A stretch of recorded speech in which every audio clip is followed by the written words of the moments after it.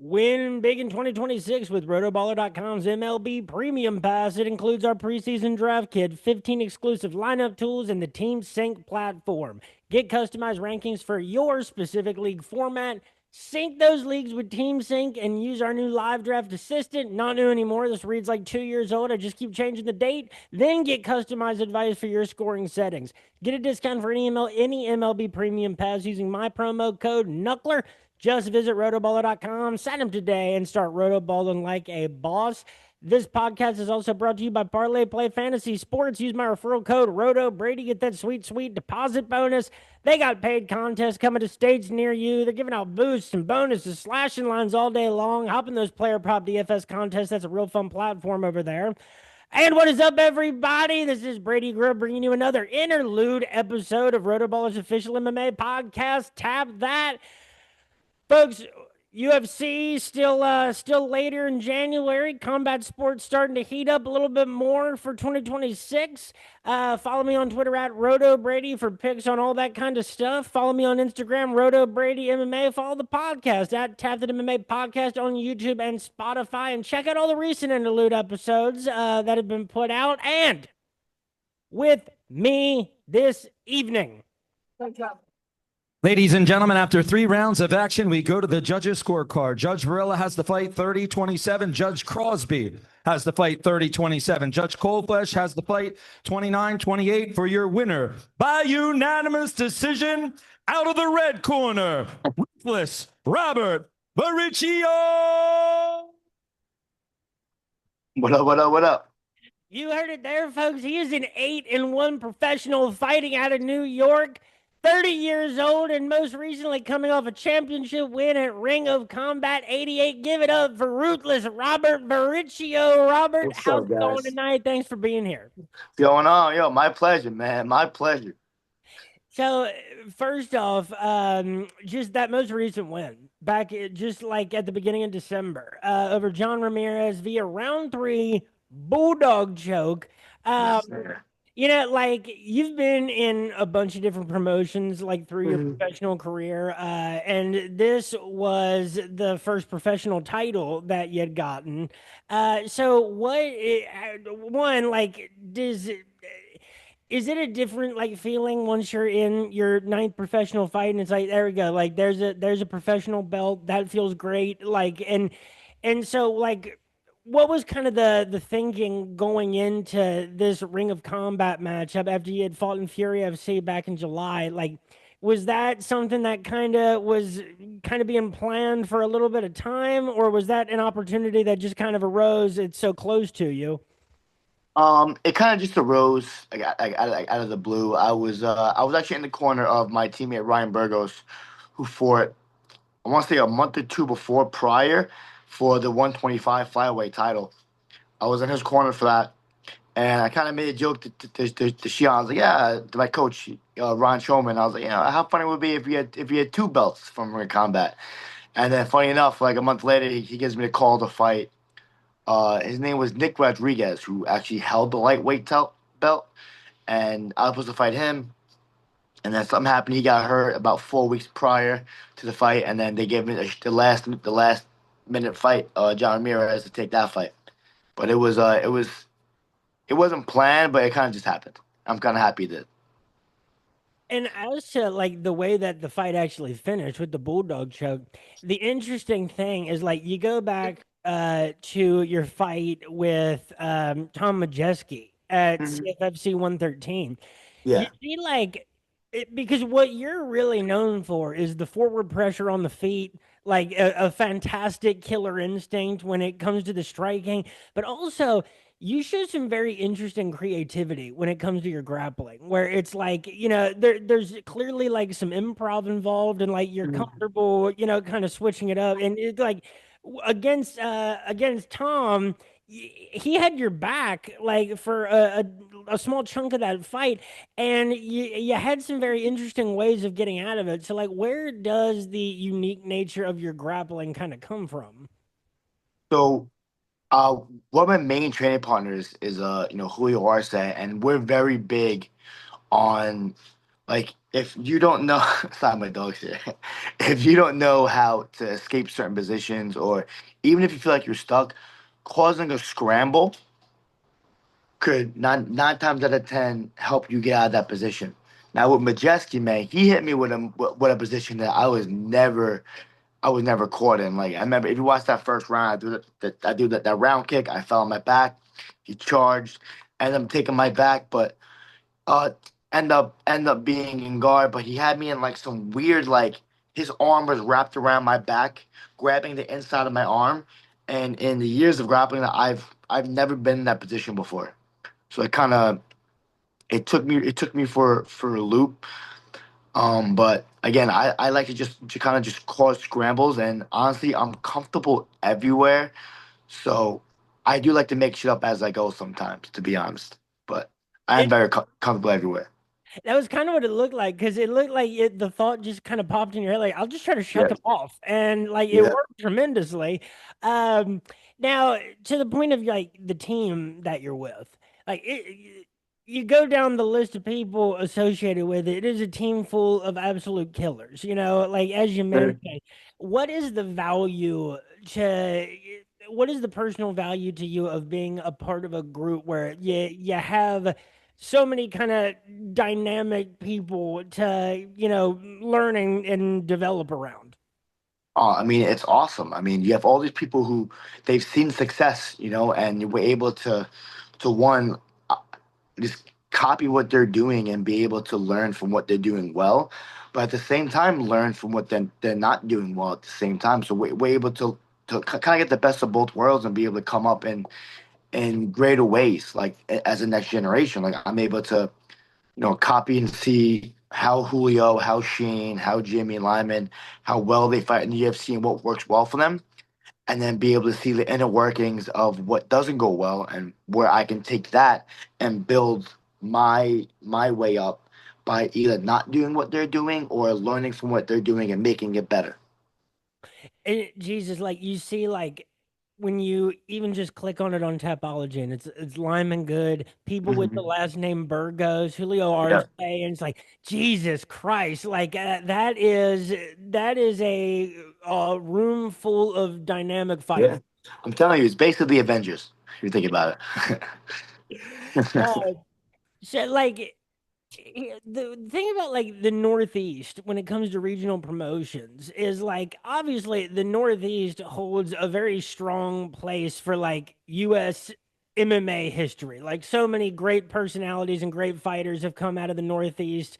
Um and like particularly like in New England, so like that was kind of an area that used to be kind of Yeah, dominated by CES.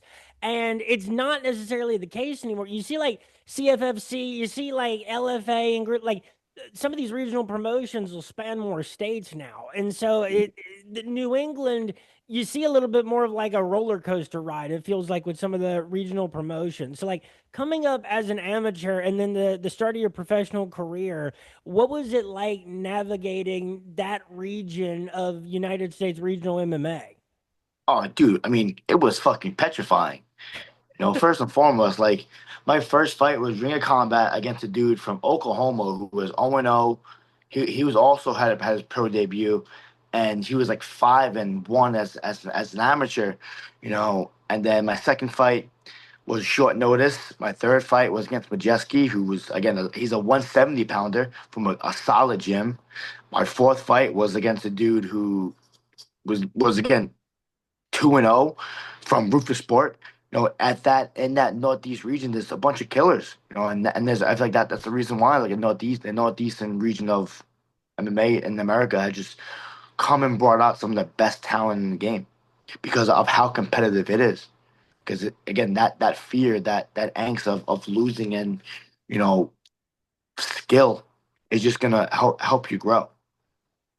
And I guess like people have their, I guess, stereotypes about the Northeast area of MMA, and Hmm. probably a lot of it comes from like just Matt Serra, just like that dude. Yeah, yeah, yeah. It's what a lot of people think of. But like in your experience, what do you think are the distinguishing factors of the Northeast in MMA? I mean. the striking, I feel like it's just unparalleled. When you think of West Coast, and you think of like AKA and their great wrestling from DC. From like the Southeast, you have that great MMA gym and with Henry Hoof down there. I think it's Killcliff now. I think our striking just unparalleled. Like if you look at like we're so clean up here, we mix it up. We mix it up so well. It's exciting. Like the strike. If you watch like you see a CFFC card or Ring of Combat card, it feels like UFC level with the striking. The striking it's insane. It's just And different. like this is the weird thing about some of those shows is like CFFC, you will get like a large variance on the cards where it's like they're I find them like difficult to pick a lot of the time because Yeah, yeah, yeah. you'll have people with really impressive records and people that are close to 500, and it's like that doesn't that is not indicative of how that fight may go when it comes to 100%. CFFC. But then at the top of those cards, especially like CFFC, you had the dudes like Luke Fernandez and everything that it's like Jesus Christ, like why, how long, how Yeah, much of a formality are we going to make those guys go through before they yeah, reach the top level? So like exactly. CFFC cards, those are some of my favorite of all regional promotions. Oh yeah, for sure. I love fighting for them. They've always very accommodating to me and all the fighters. And just the talent there was always awesome. Same with Ray Combat. Ray Combat has some great dudes too, with the Longo team and Sarah and Wyman. Everyone, it's awesome. So Now, how did the fight in Fury end up happening? Like Fury, also very interesting promotion yeah, in that like it's got Texas, Oklahoma, yeah. Louisiana on lock. So a very interesting region too of people that are coming up. So how did that fight end up happening where you traveled down to New Orleans? And was the experience any different from what you had had up to that point? I mean, it was a little different. I mean, it happened. I signed with Iridium. I want to say about 8 months ago. I want to say maybe a year, and they're freaking awesome, man. Jason House, man, uh, Jacob Pargo, all those dudes, man. They're fucking awesome. What they do for us, man, they're amazing. And Jason came up to me one day. He goes, "Hey, I know you want to fight in Northeast, but I got this fight in in Louisiana. If you want to take it, it's going to be in 8 weeks against a dude who's a really good wrestler, But I think you could beat him." I watched the guy. I watched his fight, and I was like, "Man, I'd crush this dude. First and foremost, I'd crush anybody." So took the fight, 3 rounds, beat the crap out of him. I had a good time, and then flew back. But Fury was awesome, dude, because their weigh-ins were super early, like UFC weigh-ins. UFC is like you weigh in 11 a.m. You have all day to rehydrate and eat. Same with Fury. I weighed in at 9 a.m. That was awesome. I had all day to relax, man. That was fucking fantastic. And watching like all of your fights that are on UFC Fight Pass, being a really good wrestler is not the best top skill set to have in a matchup with you. Yeah. Like you're putting people on their back feet, they're moving backward all the time. Yep. And as you mentioned before, the ability to create scrambles is very disruptive to their game plan. And the whole time they're moving backward, you're hitting them with stuff. And so Yep. you see a lot of the guys that are trying to wrestle with you get very uncomfortable very quick. Yeah. I mean, I don't. I mean, I the one thing I like to do is like as much as I love working my strengths, like my striking, like I always want to work my weakness more than that. So like I would sit like me and Julio and Shane Burgos would sit for like day on day on day and work wall defense, takedown defense. If I get taken down, all right, do it again. All right, do it again. All right, what am I doing wrong? And we sit there and we would fix it over and over and over. And just over the years, it just clicks, and now it's like I'm over here not even realizing what I'm doing so well anymore because I've messed up so many times down the line years ago. But honestly, I love fighting wrestlers because I know exactly what they're gonna do, and to me personally, it's just an easy fight. And it's like a weird balance to have to hit of like, as you said, working on your weaknesses because when there's a fighter that you're hoping is going to win the fight, you're rooting for them, you Mhm. particularly like watching them. There's nothing more frustrating than seeing them get beat the same way over and Yeah, over again. And it's like, Man, like I know this guy is in the gym all the time. And Mhm. like what are they working at the same time? Once you get up to the higher levels, there's only so much of a deficiency that you can make up. Exactly. It's like when talking about like the matchup of Conor McGregor and Habib when it happened is like, well, he's been working a lot of takedown defense. It's like, I don't know if it's going to matter how much takedown defense he's been working. There's only so much of that you can prepare for. Some people are just really, really good at stuff. Yeah, I mean, to be fair, I think McGregor might have gave Khabib the best first minute ever because if you watch that first like takedown defense, he defended that takedown so well. What his problem was Connor's conditioning was dog shit, man. He got tired, he got gassed, and that was it. But he defended that single leg perfectly, beautifully, in my opinion. But then he got tired. Khabib also very good at transitioning, and I just don't think Connor thought that far ahead into the transitions. But you're 100% right. There's nothing worse than getting beat the same way. If I ever get caught in the same move over and over and over, my ego, I gotta go back and fix that shit it doesn't get caught, doesn't happen to me anymore. It's crazy because like I was definitely rooting for Corey Sandhagen in the fight with Marab, but it Oh was yeah. like because the takedown defense was good.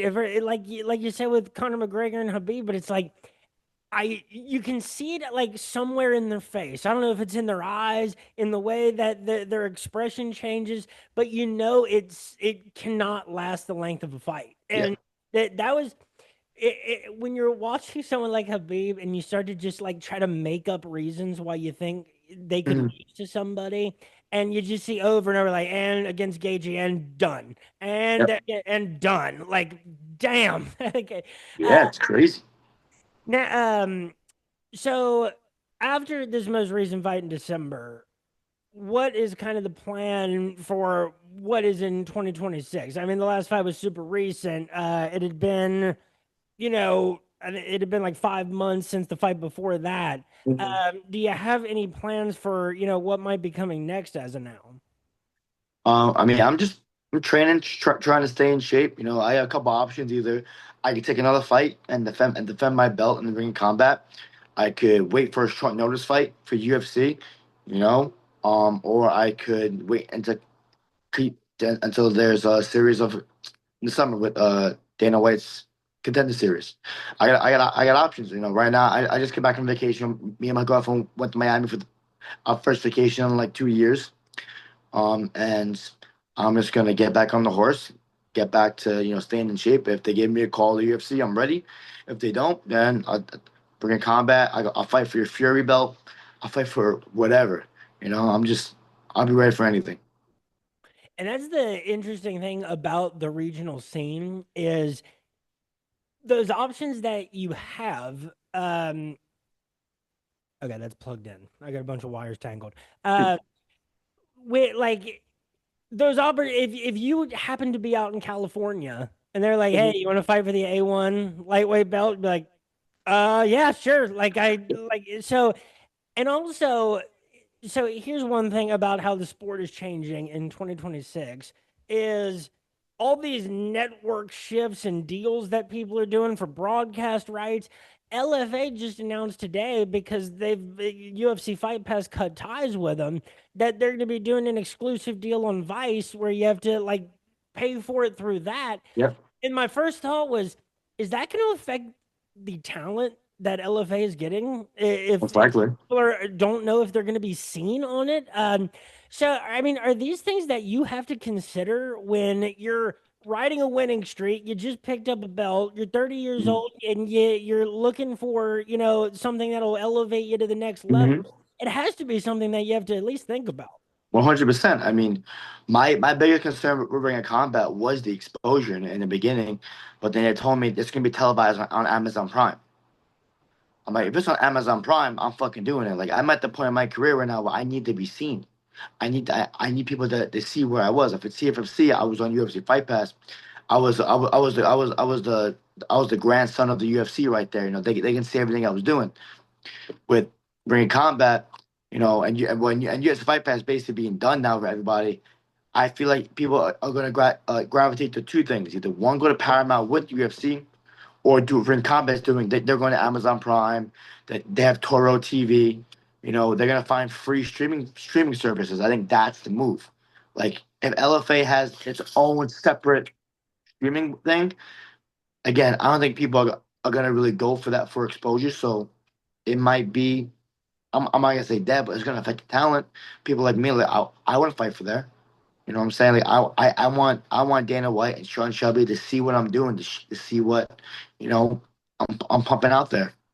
For the earlier pros, like 0, 2, 3, 4 fights, they'll probably still fight there, just get a fight in. But as they get higher, the talent, like the the what I want to use the prospects, they're gonna probably find some place with more exposure. It's just such a weird decision to make. It seems Yeah. very short-sighted because here's the thing, man. Like I do this podcast, I subscribe to the Ryzen premium thing, so I can watch all the Ryzen stuff. UFC Fight Pass now, at least the UFC is pretty much included in Paramount Plus, but I'll tell you, for all the watching I do of all that stuff, I'm not going to separately subscribe to a Vice thing Yeah. and watch LFA. And LFA is an event that I would not miss one of when it was on UFC Fight Pass. Yeah. And what's the first thing on a post-fight interview in a UFC Fight Pass main event that every dude says? Dana White, Yep. ready, give me a Yep. call. And it's as you mentioned, like, I could, wait to see if the UFC short notice thing, the contender series, like, but there's a lot of fighters and those opportunities are limited, Mhm. and you have to wait for them. The timing has to be right. You have to not be hurt when they happen. So it's gotta be like I'm very interested to see what the next year to 2 years looks like from a sample size because the UFC is moving away from pay-per-views. Like this is a Yeah. very unprecedented time. The first Zuffa boxing event is in a couple of weeks.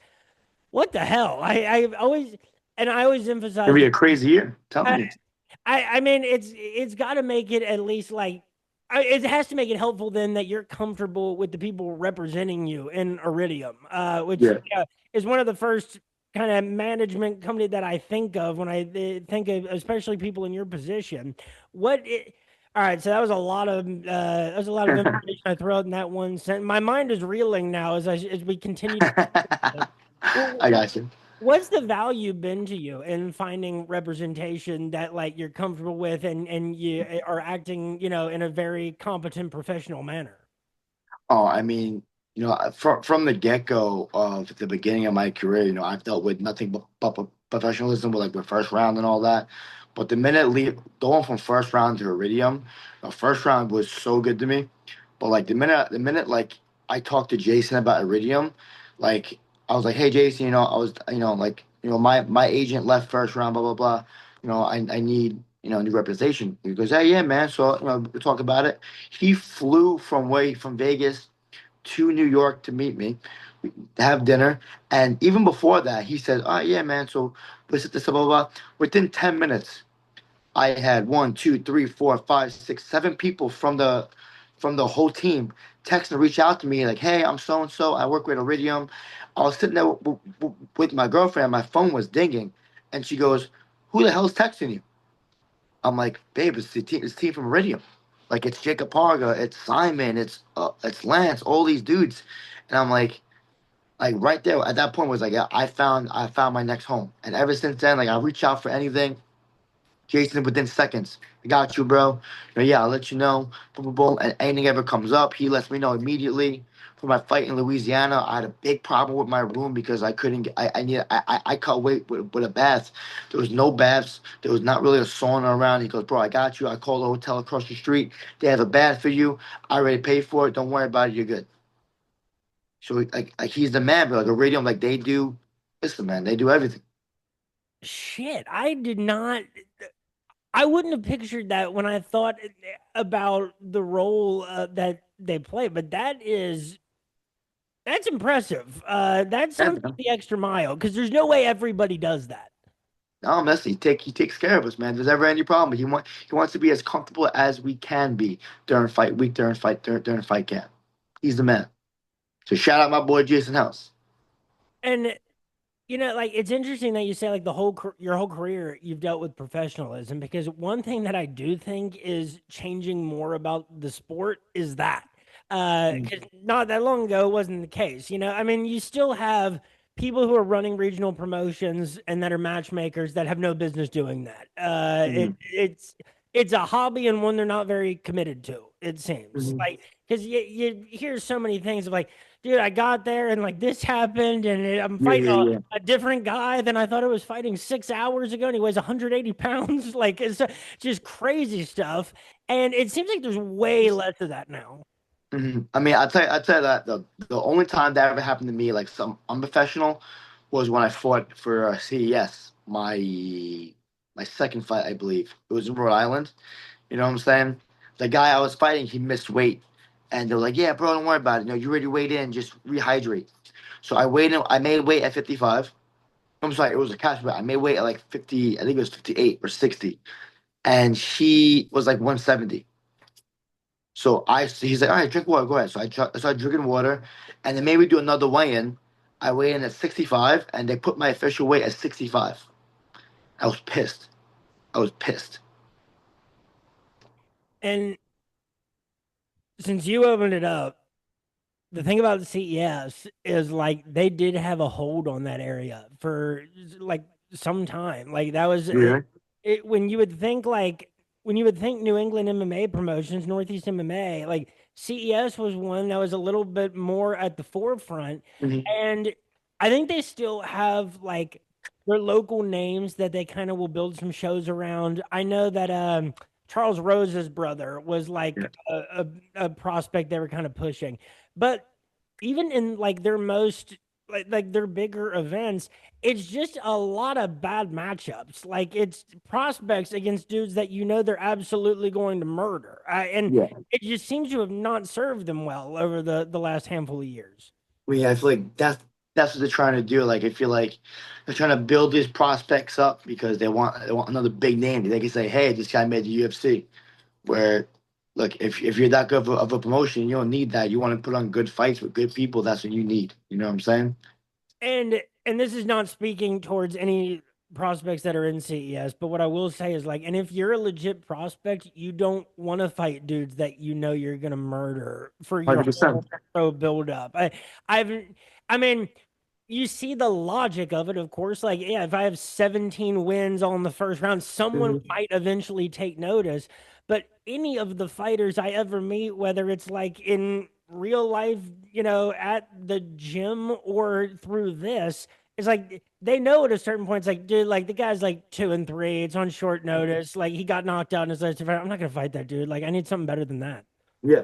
I mean that was my qualms with fighting John Ramirez was like I wanted to fight Nicky Rod, Nick Rodriguez. He was 6-2. He was a good name. And you bring him this guy, John Ramirez. So yeah, his record's 8-9. Yeah, he's a good fighter. Like he's not. He fought some good dudes. He beat something. He beat some good dudes. Fought all UFC fighters, but his record shit. He's a good fighter, and I want someone with a good record. I can say, hey, I beat this dude. I beat this guy. It kind of sucks that I had to go that way, but it is what it is. But there's a lot of value in that though, because at the very least, if a guy has 8 losses and you recognize the names of Mhm. most of the people they've lost to, and it's not even like it's not set up title. It's like, oh my God, like back in 2014, he fought like this dude, like that's Yeah. wild. But at least if you get the win, you're in very good company, because it's at that through that guy's pro career, and for a lot of journeymen like that, like damn, it's taken a UFC quality fighter to beat this guy. Like, Yeah. if you weren't a UFC quality fighter, he was winning. It just so happens this guy fought a Yeah. lot of murderers. I mean, yeah, this dude fought. He fought Josiah Harrell, who was supposed to be in the UFC. I He just fought had him on the Montalvo twice. show a month. I just had Josiah Harrell on the show a month ago. Oh, really? Yeah, And he also fought what's his face? What was his name? So he fought Sadiq Yusuf too. Oh, Jesus Like, Christ. come on, man. You know what I'm saying? Like, he fought some good dudes. But this guy has a solid he gets solid wins over good. Again, he had nothing to lose coming in and fighting me. So I hold on. I have to even speak more about this because the losses that he took, Sadiq Yusuf back in 2016, and yeah. he did finish. That was a unanimous decision. Then in a row, it was 4 losses in a row, but he fought Eric Wisely. It's a name that is Hmm. recognizable. Lucas Clay, Troy Green back in 2020, Josiah Harrell, Dylan Mantello, and then in Anthony Pettis FC, Mark Choinsky was one of Yeah. the guys that beat him. Jesus Christ. I mean, I have to give respect to John Ramirez, honestly. He's not afraid to take fights. No, I'm saying it's crazy. I'm saying like you would think most people see guys 7-0, 8-0, 8-1. I ain't fighting him. He takes it, and he took it on 4 days' notice too to fight me. That's crazy. 4 weeks' notice. That's crazy. And so that's the thing. Like, while more, I hate to use the term casual fan, but that is accurate in this term. And more casual fans might not take notice of that. People who pay attention do. And it's Yes, really the people who pay attention are the people that you want to notice.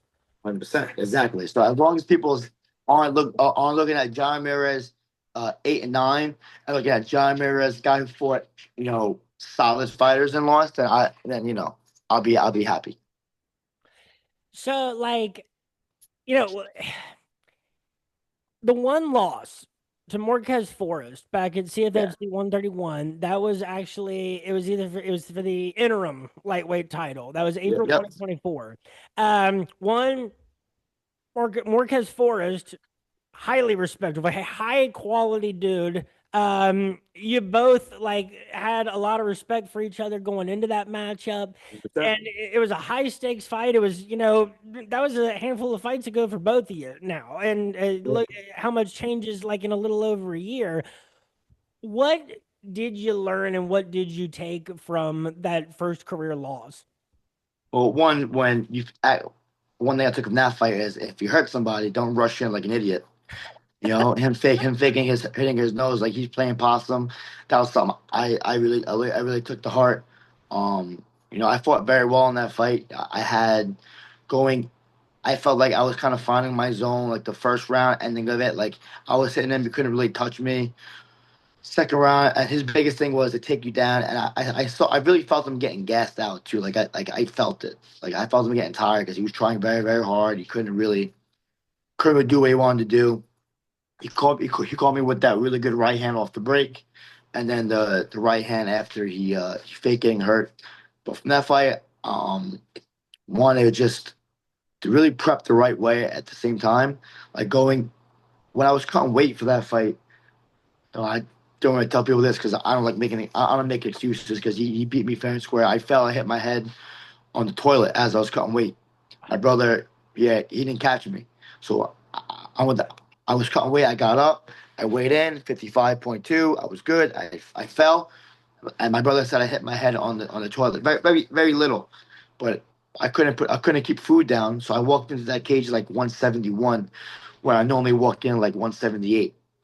I wasn't really my best self, but again, I don't make excuses. He beat me fair and square, man. But I know if I ever do get that rematch, it's gonna go a completely different way. It it's such a weird thing for fighters. Like, nobody likes you on like you know what like some perceived reactions are when people are like, oh Hmm. well, I hurt my ankle going to the fight. It's like that's rough because people make those like, oh, what are you making excuses? But it's like, but that did happen. But Yeah, my ankle but was hurt. I'll never take it away from him because he called me with a good shot in the first round, called me with a good shot in the second round. So I'm like, all kudos to him. He like we're cool now, man. Like he trains with my boy Shane now down in Florida, and I keep talking to Shane, telling him I'll come down to Tampa and train with you guys. So, I mean, eventually we'll probably end up seeing each other again in UFC, because I'm sure he'll be on his way up as I'm on my way up. But, but yeah, man, kudos to him. He's a good fighter. He's the man. And I mean, that's another dude I'd like to see against a another high quality opponent next up. Yeah. Based on like his a couple most recent wins that he's won down in Florida, like they're kind of like tune-up fights, and like Mhm. those are always okay to take. But I definitely want to see that guy tested against someone else again. Yeah, And for sure. yeah, like that's a very interesting thing that you took from that fight is like in the how to react in situations where you might be close to finishing it. Because Yeah. that is a mistake some people have made against you. Like you have fought against like certain levels of adversity in a couple different fights where Mhm. it seemed like people were like wait, and some of it like part of it came in like the grappling department where Mhm. like, they got overzealous, but that's a mistake that people have made against you is trying to I don't know, try to snatch an opportunity before it Yeah. goes away, and then they end up getting caught and getting bit for it. Yeah, honestly, I think that's what happened to Tom Majeski. Is like he was trying so hard for that submission that first round. That at the end of that, going the second round, I was like, I'm getting this motherfucker back. Took his ass down right off the rip because I knew he was tired. Because you knew a goal to buy triangle for fucking 4 minutes, not be tired. You know what I'm saying?